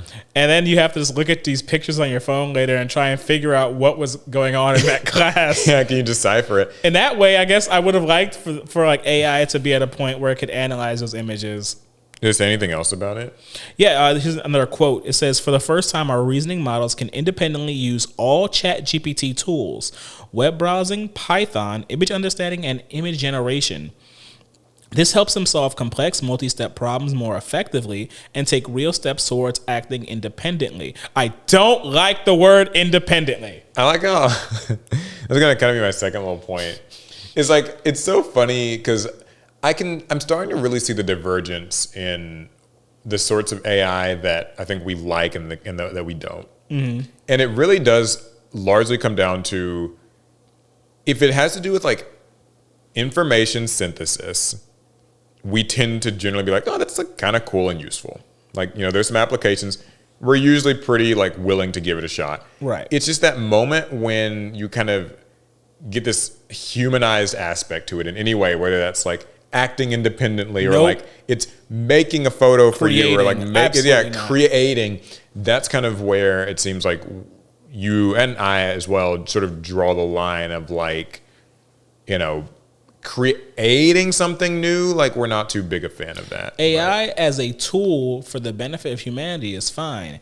AI as an entity that can create and think for itself, I am not a fan of, not even slightly. So I did see, reading the comments from a recent episode, was, you know, somebody pointed this out. I think Alex actually mentioned this as well. Major hypocrites. Well, no. It was just something that I thought was like I'm always asking people to give interesting use cases for AI in the hopes that I can just be better informed about it. Because like I don't want to just get on here and be like, all this AI is useless and it sucks. So something that somebody pointed out was that they use AI for their D&D meetups. And because like with D&D, you kind of, I'm generalizing, I don't really play D&D that much. But I've also never played D&D. You kind of make characters and kind of have these role-played adventures. And some people get really tied to their D&D characters. And, they maybe quickly want just a mock-up of how their character looks so that they can quickly immerse themselves in their campaign. That's what it's called. And so the idea is that you can kind of just describe your character and I guess have an AI image generator like make just a quick mock-up of your character, and that improves that immersion and experience in the thing the campaign you're playing with your friends. Why would they want to induce their own vomiting like that? Listen, now I know, that's not really your cup of tea, but I do think that at least was an interesting thing that a listener contributed, and I do ask for these, so like I can't, say it was like I thought it was kind of neat. Like I guess because the usual answer would be commission a human artist and pay them to draw that. That commissioning an artist just to draw your D&D campaign character does feel like a misuse of resources. But you said they feel strongly about their character, right? Well, I think they feel strongly about any given D&D campaign, and it helps them to get them more immersed from the start if they can have a visual of how their character looks. So like let's say you and I are going to, and our group of friends, we got maybe 6-7 friends, and we're all going to play D&D, and we play like new campaigns each month. So like we'll play a month of campaign and go on. Well, anyway, so we start, and your character is I'm trying to think of all this stuff off the top of my head, a knight of a kingdom, but I don't fucking know. Listen, the point is, that boy, I don't. He play is D&D. not good at this. Okay, well, what's your character then? Tell me. I'm gonna say, well, what about like a half orc elf rogue who is from a fallen kingdom, and he's got max rolls in dexterity and intelligence, but is not all that strong or dexterous. Yeah. So like literally, you and your friends could kind of just type in all of those little qualities and just quickly get like a generated image of how your characters kind of might look in this campaign. And for some people, that starting from that allows them to, because a big part of D&D I know is like you really immerse yourself. Right. And so seeing how your character might look in that world could help with that. And this is something that you can do right at the start of the campaign, like right after you've done your basic character design decisions. I will say that when it's AI image generation offends me less when it's used for like private matters. If it's just being used in like your D&D campaign, like you're not selling this for your own person, you're not claiming to have created this artwork, then I don't have that big of an issue with it. Would I want to see it? Absolutely not. But yeah, I get you. So I just thought that's fine. Somebody contributed that. I thought that was a really interesting thing. As for this new GPT model or whatever, I mean, it sounds cool. Like, just don't let it be independent. Yeah. Stop trying to make AI that can think for itself. I mean, I guess that's like fundamentally kind of what it has to do. I don't want it to. I always want AI to stay as something that we plug in an input so it can spit out an output. I don't want it to be able to find its own inputs, because I feel like if we might become incapable of asking the questions that it then needs to answer. No, that has always been like a concern of mine. Is just like, at what point does it all start spiraling the drain? Where like, even if we consider using AI to simplify complex concepts, right? Like you take a picture of the whiteboard that's got the models and the mock-ups and the lectures, and it kind of can simplify it for you. But if we do that in an advanced college course, maybe that's one thing. But like if we're doing that in elementary school or like high school or whatever, like do we eventually reach a point where like people just aren't actually even learning how to write anything because you always have ChatGPT write for you, or you always have it solve for you? Like, you know, you and I can still do an algebra problem. I actually enjoy doing algebra. But we could also ask ChatGPT to do it for us. The thing is, like, it's kind of like, do you know what I mean? Like, I guess if you do that so many times, at what point do you actually lose the ability to even know the concept and you're just using ChatGPT as like literally your brain? It is your brain. You are outsourcing your brain to it. When I think of this, I think of this age-old problem that we've all had to experience if you're in your 30s, at least by now. You know that moment when you are about to make a point or posit a question or idea, and you get stuck on the very first word you want to say or the second word. It's like, oh, what is that word? I can't. Yeah, like, me in this podcast like every day. What is it? And you can't even continue to make your statement because this word is very important and just can't quite figure it out. It's like, but if you were like in the 5th grade, you would have just rattled it off like nothing. But now it's like, what's going on? Why can't I remember these very you can always fundamental things? And I'm worried that as we get used to using AI to answer and solve literally any problem we have, will we lose the ability to even ask the questions in the first place? Like, we keep using the word synthesize, right? Hey, ChatGPT, can you take a look at this and synthesize and summarize the information here and explain it to me as if you are a college professor? What if I didn't even know how to use the word synthesize or summarize?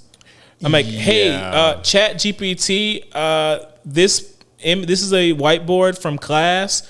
Can you tell me what this means? Yeah, every week we talk about this, so I guess I'll wrap it by just saying, like, AI has some really interesting applications, but I always do worry, like, will it make us dumber, right? Like, just make us kind of lazy and dumb. Guys, if you want to know how I feel, just go back and watch that movie Idiocracy. That's where I feel like that's our long term. I feel like that's where we're headed. So did you know that Terry Crews as president wouldn't be that bad? So did you know that Mark Zuckerberg once considered deleting all your Facebook friends?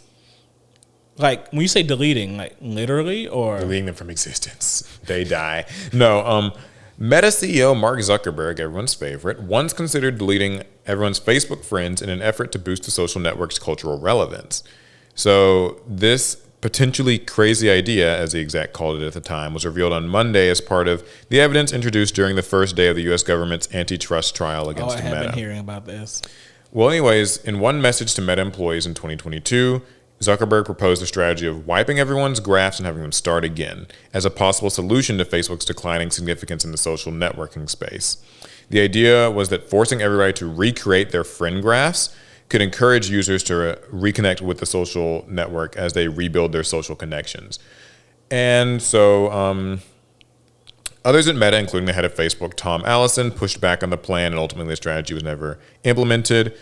So what do you think of this, like, just offhand? Yeah, they're lucky they didn't do that. Why are you saying? What do you mean? Because I firmly believe a lot of people would drop the platform immediately. I agree. However, I'll give Zuck the benefit of the doubt here and try to see it from his point of view. I don't think you have to give Zuck anything. He can buy whatever he needs. Yeah, he's also stolen all my data and sold it, so I don't think I owe him much more. Oh, actually, you gave that to him. You signed the agreement. That's true. Yeah, trying to kind of understand it a little bit from his point of view, I do think that if that was, like, I get probably what he was trying to go for. Mm-hmm. If there's this kind of, like, scramble to, okay, Alec, all your Facebook friends that maybe you even vaguely kind of keep up with or /stalk / whatever are all gone, and now you're sort of tasked with refinding them, there would be a bit of a social surge in doing that because everyone's having to kind of, like, regain their bearings and remember which friends matter and, like, who they want to reach out to again. And so I want to say could here.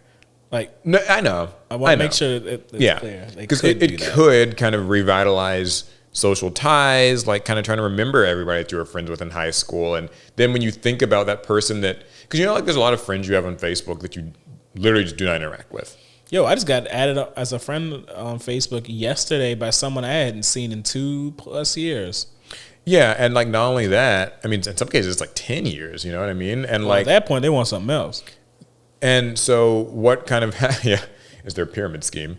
I guess the thought of like kind of remembering your college classmates, your high school classmates, old just friends, family members even, would potentially kind of make you just care more about the people you know and like about Facebook. However, I agree with you that I think that it would just probably make just to be like that's one great reason to just quit Facebook. I think those friend graphs are actually the only reason Facebook is as large as it is. I think people feel entrenched in Facebook. They feel like, because to some degree, it's how I feel.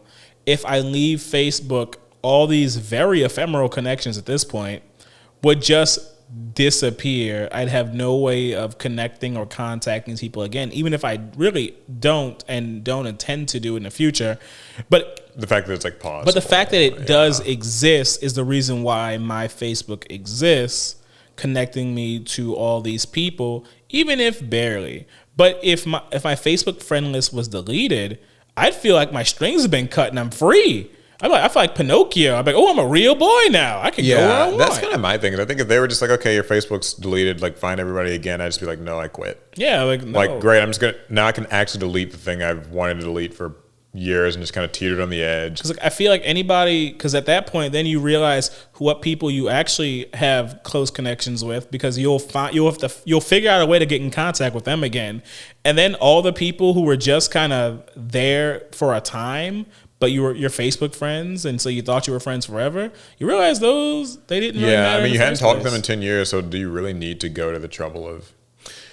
I mean, like, I also think... So it sounds like to me, in recent weeks, they say, Facebook has focused again on connecting friends, having revamped its Friends tab in an effort to return to a, quote, OG Facebook. The new tab centralizes friend requests and only friends content, including posts, reels, stories, and that was birthdays. A dangerous phrase. Only friends content? Not only fans. So that is something that I think is like, there's some value in that. I know that so much of social media now has really become about anything but friendships. Mm-hmm. Like, it's more about being algorithmically fed content, arguing / just seeing the opinions of like people you don't actually know, and like just kind of like, I guess, moving the conversation a little to Twitter and stuff. I'm always pleasantly, sarcasm, surprised at how heated things can get on Twitter when it's a social network that is not about your friends. Like, strangers. It's almost entirely just about strangers and like their takes and their opinions and like just the public mood on just topics. But you'll see people really kind of, fighting to the death on Twitter at times. Like, just, I've seen some ugly Facebook battles. Yeah. It's weird because like a Facebook fight and a Twitter fight kind of look a little different. Facebook fights are like with people you maybe went to school with, and now you realize you have different political or religious views. Personal too. Yeah, maybe it's a little personal. Maybe, your crazy, bigoted aunt has some stuff to say, whatever. But you're still at least arguing with people that you know. On Twitter, you are arguing with like just who knows who it is. Yeah, like, it could be a 74-year-old like man across the country, or like a 6-year-old child who just wants to troll and like use obscenities online, or a bot or whatever. Or a straight up it's just bot. Like, so I think that at least the idea of social media being more about your friends again, like, okay, what did Alec, who I know in real life, what did he just post about, his trip or his graduation or his wedding or whatever, as opposed to I ain't did none of that. As opposed to just content, just for content's sake, like it's being blasted at me. Random person has an opinion you disagree with. What do you think? Hurry, fast, give a take, quote tweet it, argue. Like, you know what I mean? So I see some inherent value in that, like trying to make Facebook more about friends again. It doesn't change the fact that I think Facebook's shit, but like it's... What social media isn't shit, right? Truth. Yeah. So yeah, I thought that was kind of an interesting little story. Anything else from you? I'm maxed out. Cool. I've got this one little weird story. KFC releases fried chicken flavored toothpaste. Oh, hell no. And it's already sold out, apparently. Well, yeah, I mean, influencers, right? Yeah, KFC released its own finger-licking good toothpaste that tastes just like its iconic fried chicken. Not just. Oh, Jesus. Yeah, they announced it actually on April 1st, but it is a real thing. They picked the worst possible day to announce their collaboration with Australian dental care brand Hi Smile. But this is actually real. So yeah, they have this toothpaste that's designed to deliver, quote, the irresistible feeling of biting into a piece of hot, juicy, original recipe chicken, and even offer long-lasting health benefits. Look, I like KFC chicken in general. Yeah. However, I do feel that if I use that toothpaste, my teeth would feel worse afterwards. Yeah, in addition to the $13 toothpaste, they also released a $59 KFC branded electric toothbrush with a built-in timer and multiple cleaning modes. Would you want to just like try the like chicken, I guess, flavored toothpaste like once? Like, not really, because I can't help but think like my teeth will be greasy after. I mean, my assumption is that it is actually just toothpaste, but you do have to wonder how, I guess, they synthesize the flavor or taste or whatever. I'm sure there's some extracts and whatnot. It's mostly a smell thing. You know, smells dictate flavor, but this doesn't seem very appealing to me. Like, so what? I wonder what your breath is supposed to smell like after. Like, because would you want your breath to like smell like chicken? Smell like 11 herbs and spices, baby. Yeah, like I don't know. Like, is that? Either way, it sold out in 48 hours. You say hit him with that original recipe breath. Yeah, so that's kind of a neat, weird thing. I was trying to see if there was like a picture of it, and I guess there is. So there's the toothbrush and like the toothpaste, okay, I see it. And so I guess the toothpaste is actually like maybe is that like it's in that little. I can't do. I couldn't, man. Like, Yeah, here's another little picture of it. Nah, bro. Because So is it really red like that sauce? Ew. I hope I couldn't do it, man. I don't know if I would want that. And then like, what if it and if it actually tastes like chicken? What if I eat it? Yeah, that's true. You might just kind of want to swallow it on accident, and you're not really. So okay, if it really, because I mean, if you a good piece of KFC chicken, yeah, that's fine. You're gonna want to swallow that. Yeah, that's true. So, viewers, would you try fried chicken flavored toothpaste? That is the question of the day.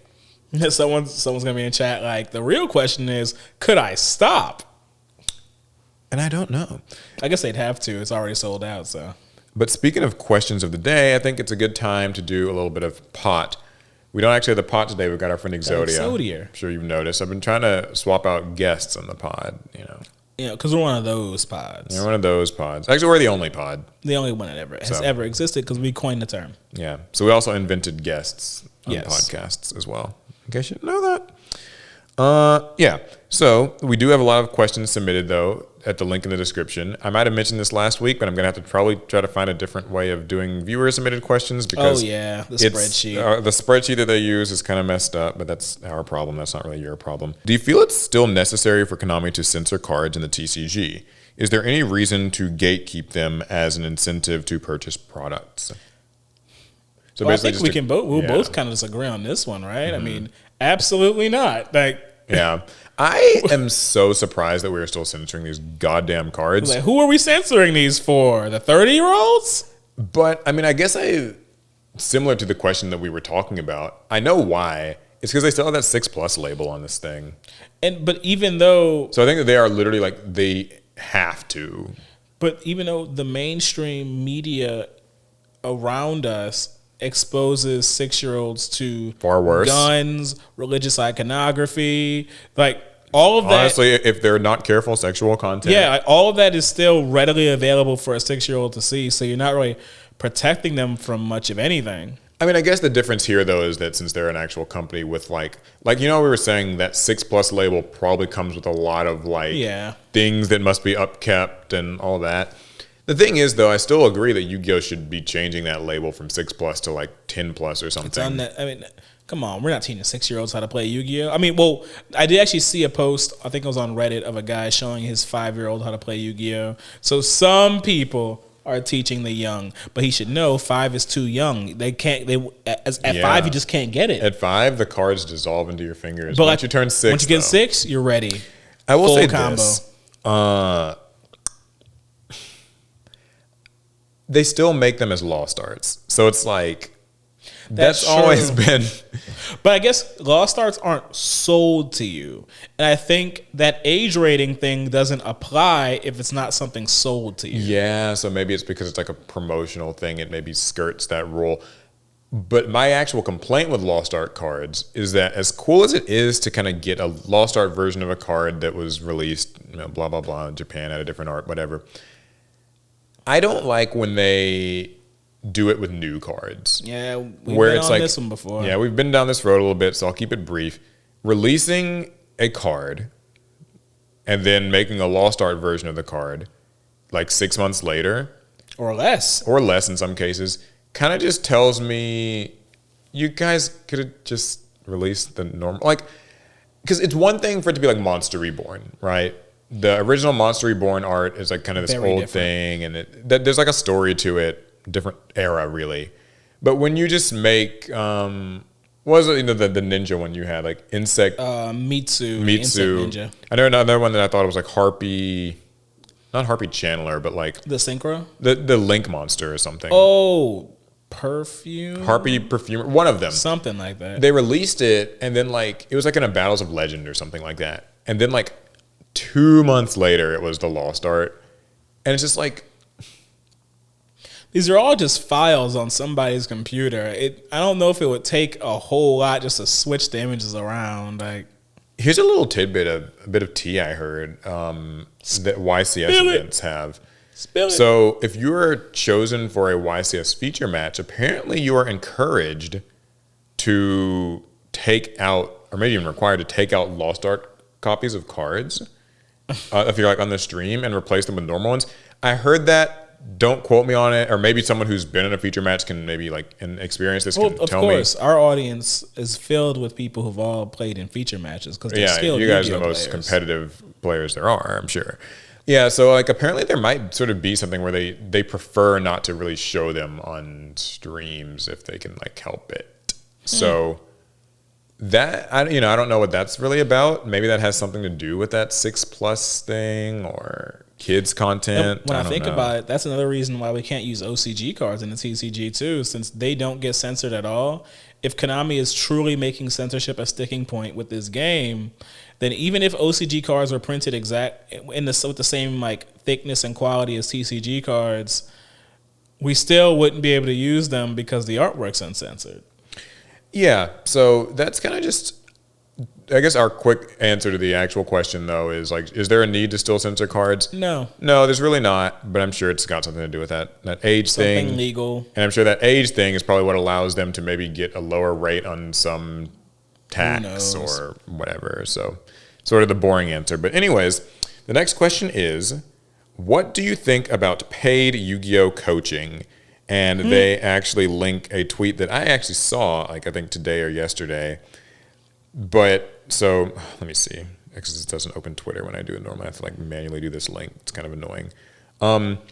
Long story short, there are like some top Yu-Gi-Oh players who offer Metafy coaching courses, right? And they charge for them, obviously, and so you can get like access to combo spreadsheets for different decks, like Malice, or there was one that I saw. And I guess there's also like just a lump sum payment where you can like, I guess, join sort of an exclusive course or something to like learn, Yeah. What do you think then about the idea of paying money to learn Yu-Gi-Oh? How to learn combos? Trying to actually find this tweet. I mean, it's pretty simple for me.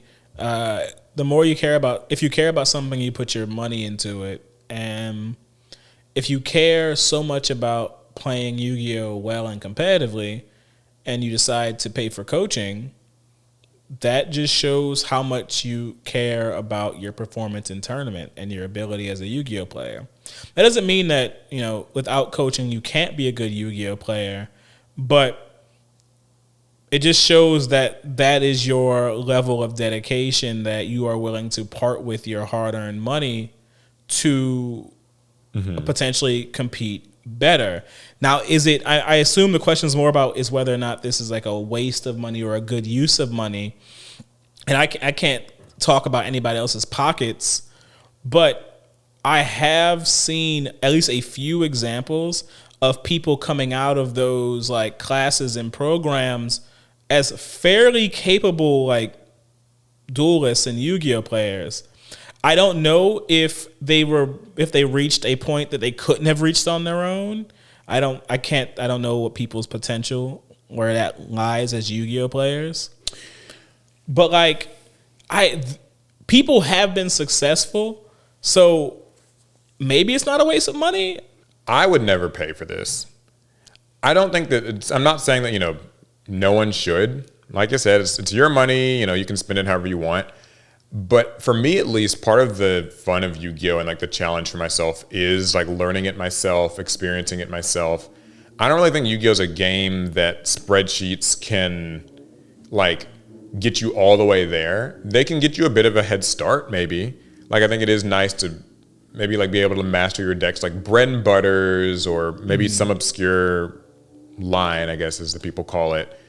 But I don't think that I would really want to pay to get the information. I think that finding out about my deck and my combos on my own is like part of the challenge.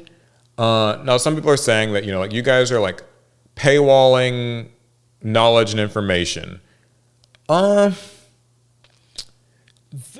mixed on that because I guess like the people who have these Metafy courses and these spreadsheets and stuff, it is paywalled, but you could find it out yourself through experimentation.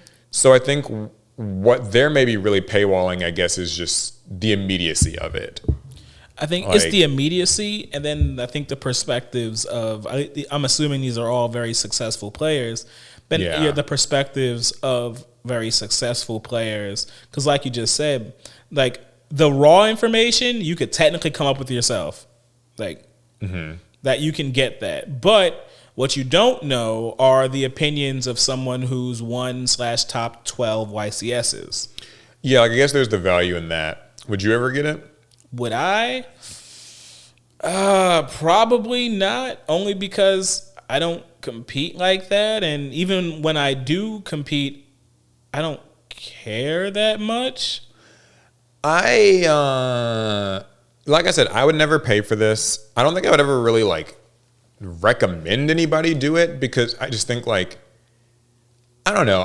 My way of approaching Yu-Gi-Oh! is so much more, I guess, like just highly like it's a self journey. Like that's my thing. Is I think Yu-Gi-Oh! Is so much of a self journey for me. Like I want to find out which cards are good and bad on my own. I want to find out what build of my deck works and doesn't for me. And I want to get the in-game experience of like, learning how to like do combos and plays and like view situations. But that's also like that's only me, I do think there's a slight grift to it, though. A grift is a strong word. Yeah, I mean, I'm not saying that, these guys are all just trying to take advantage and use and abuse you. But there is like an unspoken like agreement with these courses and these ideas that I can teach you to be as good as I'm teaching you to be. What I'm not going to do is teach you how to be as good as me, because let's pull a name out of a hat, right? Let's go Jesse Cotton, right? Jesse Cotton isn't going to teach you how to be as good at Yu-Gi-Oh! As he is, because that's not actually, one, it's actually not possible, but I'll get into that in a second. More importantly, it's not in his best interest to actually make you a carbon copy of himself. I think his goal would be just to make you a better player than what you were when you started. But Yeah. more importantly, like Jesse Cotton and people of his skill level, they didn't get that good at the game because they took a course. And so they can't then give you a course to make you as good as them. Now, the marketing and like learning from the marketing and the thumbnails and all the success stories might make you think, oh man, I take this course and I can be right up there with the actual greats of Yu-Gi-Oh! And like, well, that can't be really done. happen. They became great without these courses. They can make you better. They can't make you them. Well, speaking of grift, I don't know that like, just getting information is necessarily a grift. But one thing is that Yu-Gi-Oh! Moves fast. Like metagames are constantly shifting. So I think that maybe getting coaching in anticipation of a singular event could be valuable. Like if I'm like preparing for YCS, whatever is coming up, Rhode Island, getting information pertaining to that YCS maybe is worth paying your money for, I suppose. But like, it is something that I think you touched on, I guess, is like, if I was making these courses for people for an upcoming YCS that I'm also playing at, isn't that like a conflict of interest?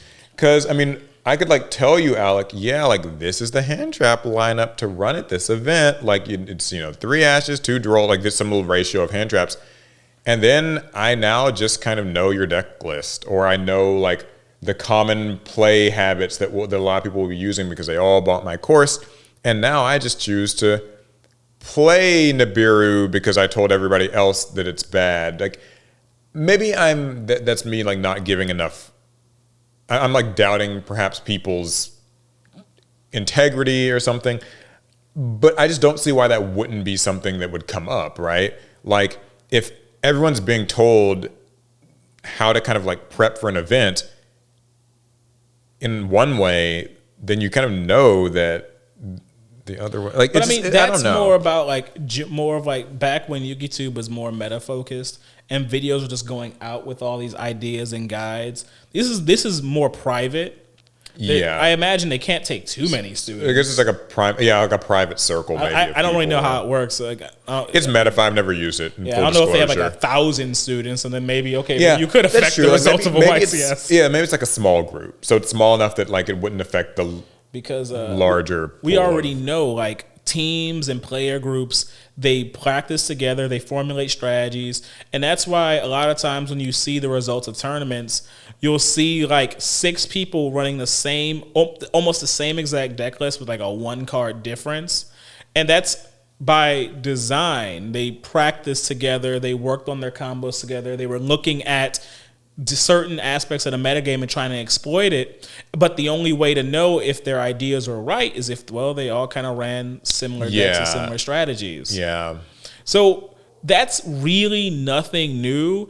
And the fact of the matter is there's no amount of coaching in the world that's actually going to let you beat these guys. Like the best in Yu-Gi-Oh! Yeah, You can't get coached to do that. It's kind of funny you mentioned that like they learn a lot of that from playtesting circles and stuff, because it, to me, almost circles back to my original thing I don't like about the idea of like kind of paying for all this information, is that it is ultimately something that you only really get through practice and exposure and experience. Mm-hmm. Like, I think that the spreadsheet will, I guess, get you a foundation, and that's kind of where it stops. But for some people, I suppose the time saved is worthwhile, so there's that. But I've just never really been a big it's not for me. I don't think I'm ever going to really get like coaching. I trust in my ability to like learn enough about my deck and like learn enough about the talented. game. You defeat a YCS champion. No. It's nothing like that. I mean, I just before and after that, like it hasn't changed my view on Yu-Gi-Oh. Like I think like people have to. Maybe it's like a separate rant. I think people gotta like believe in yourself. Like I think that I meet so many people who I think don't believe in themselves in this game. Like there's such an idea of like, we see it in comments on our own videos, or like, this is the optimal play, this is not the optimal play, or like, here's the build that won, so like that must mean it's like the build I should play now. Objectively best build. I think like more people need to, and more people like ask, like, should I run this? I need to find like a tier list thing or get someone's approval to kind of run this and find out if it's a safe pick.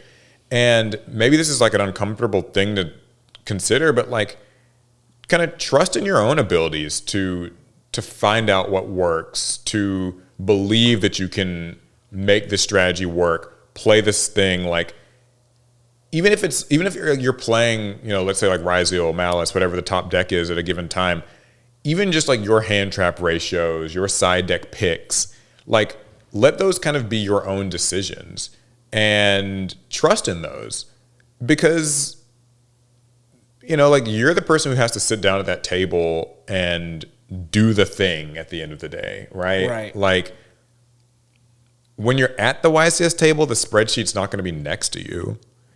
I guess if you've memorized enough of it, then it's kind of there in your head, I suppose. But like, it all comes down to you.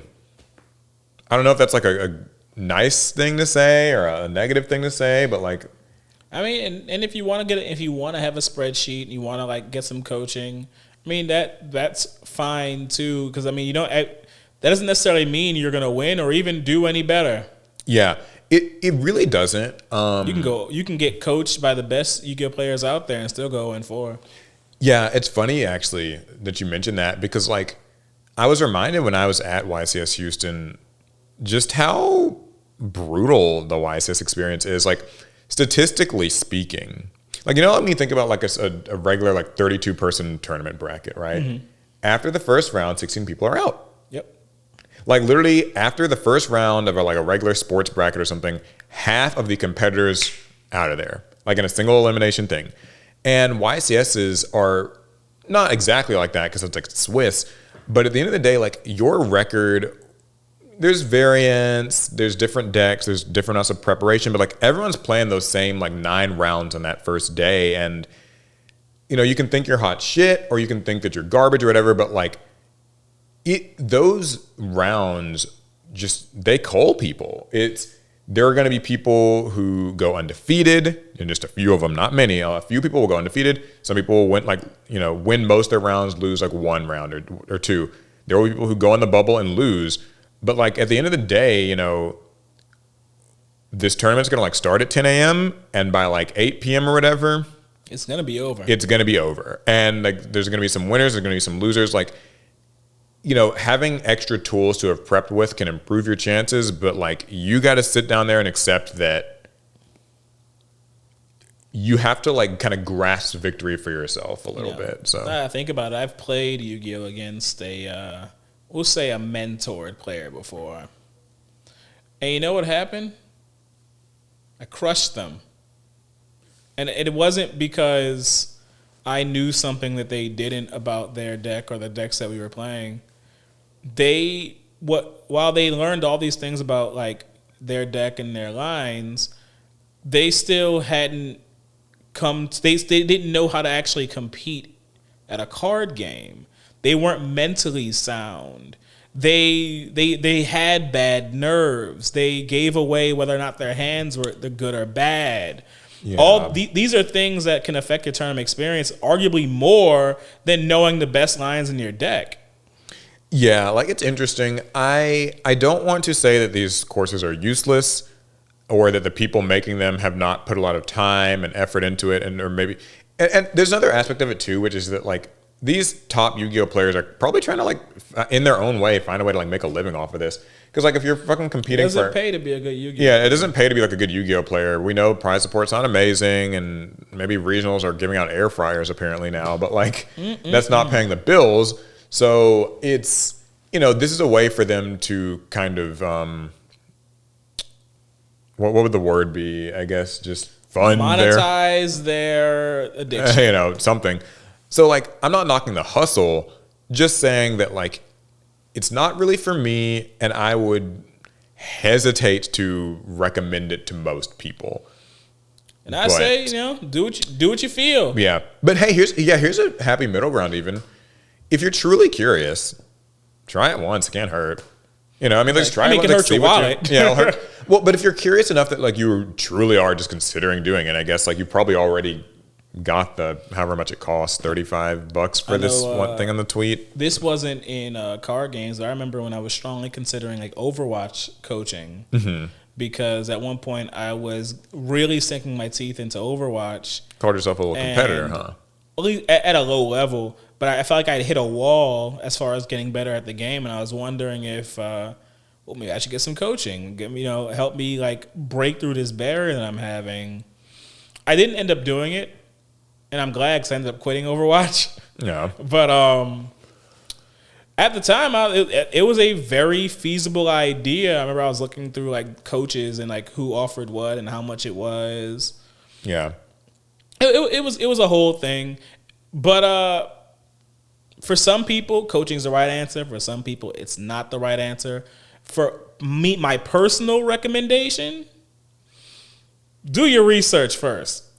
Yeah, and maybe talk to people who have been coached or like joined these Medify classes and like, did they get value out of them? To be clear, this is my little disclaimer thing. I don't even know who makes half these courses. I don't know the players making them. I saw that the tweet was like something that Pac had made. I know Pac is accomplished. I trust that his information would be pretty good. So good for them. I don't know that much about like the people making the courses. I don't know the pricing structure. I don't know what all like that includes or doesn't include. So don't take this as me like saying it's a scam. I'm saying it's just not for me. That is all. And that's all we can say. Cool. Well, thanks for tuning into this week's episode of The Pod Agreed. It's been a lot of fun, and hopefully you found it enjoyable to spend your Thursday morning or whenever you're listening to this. It's our Wednesday evening. Yeah, it's our Wednesday evening, your Thursday morning. It could be any time, really. You can leave your questions in the link in the description as well. Maybe it'll be different than Google Drive next time. I don't know. But, yeah, we'll see you guys in the next one. Pass turn.